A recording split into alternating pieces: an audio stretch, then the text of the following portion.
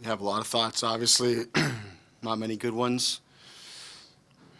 I thought that after the first little segment of the first period that we found our game, I thought we were going really well. I thought we started the second period, first couple shifts really well in the offensive zone. We're moving around a little bit and had some chances, and then had a turnover in the offensive zone and didn't have structure coming back. So ends up in our net, and before we're gathered, it's in our net again. It's 3-1. So just got away on us, there, and then obviously there's a lot of there's a lot of things to not be happy about from that point on. But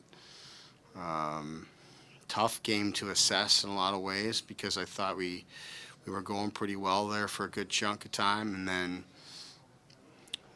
two pucks are in our net in a hurry, and the game really changed from there. I didn't like how we managed it from that point on.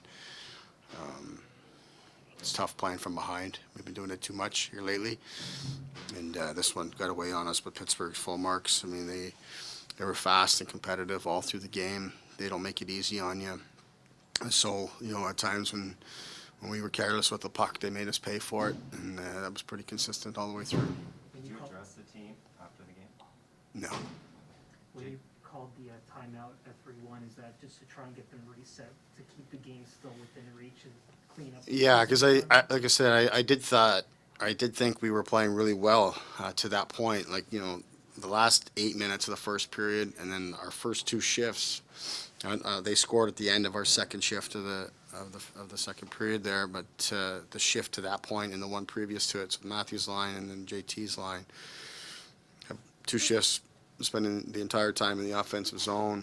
Had a couple looks at the net, then it was a high offensive zone turnover, no structure coming back, and then it's in our net, and I was, we're make a line change and still trying to process what happened on the previous goal, and before you know it, they're scored again. So that was a tough moment. We needed to gather our team, and I was just trying to get us to relax and get back to playing, not change anything like that, but also recognizing the urgency of the situation and playing from a hole, playing in a hole.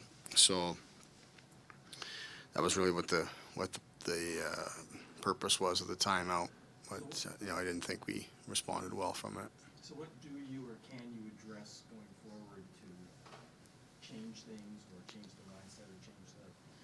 Well, the biggest thing to manage right now is just the mood and the belief in the group. It's easy to start, doubting and questioning things, when things aren't going your way.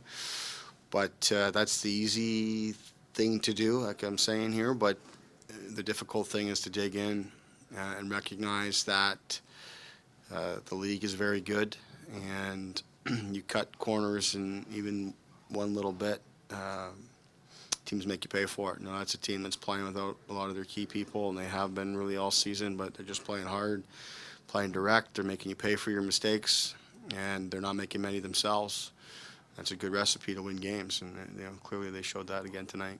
Jake Munson just said that you guys got to work tonight. In your mind, how much of it is an effort issue versus an execution? Well, I think it's a little bit of both. I thought our effort level and our execution level really dropped off, once the game started to get out of reach there, right? And it's a funny game because, like I was saying, you feel like you're playing pretty well, and then all of a sudden it goes in the net continuously, right? I mean, never quite seen anything like it. I think, if I'm not mistaken, the first four goals are all redirects. It's not till the fifth goal that Soupy lets in where they actually shoot it in the net. Their puck's bouncing around all over, so I don't put any of this on Jack Campbell, but felt like each time they entered our zone for that second period, the puck was going in our net. That's a tough thing to overcome, but we need better structure coming back to our zone. We need to make it harder for them to get access to the net, those kind of things. But that team that we played against competes really hard. They've got a lot of speed on the puck, so it's just there will be a lot of examples coming out of the game tonight where we're just not hard enough, not quick enough, and not responsible enough with the puck when we have it. So I think in terms of effort, execution, I think it's a little bit of both there. you shuffled the lines a lot in that third period just to kind of get a different look. Is that something you may contemplate for next game, or do you have to kind of look at the tape and see?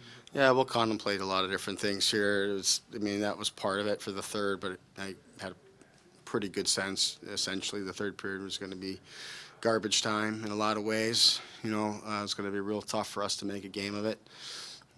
Didn't do ourselves any favor the way we started the third period, but just really trying to move some things around and try to change the chemistry a little bit. This is the longest Mitch has gone without scoring a goal in years now. What's your sense of where his spirit and confidence is at? Why, from the way that he's approaching the game and approaching his teammates, the way he's talking on the bench and the energy that he has, I think he's doing a really good job of staying focused on the things that he can control and trying to get his game going and trying to continue to be a leader for the team. So that's been real positive, but he's a guy that's produced a lot and has the capability to produce a lot and puts a lot of expectations upon himself. So it would be only natural, for him to be, searching for solutions, but he's not the only one, obviously, throughout our team here that's got to find their game.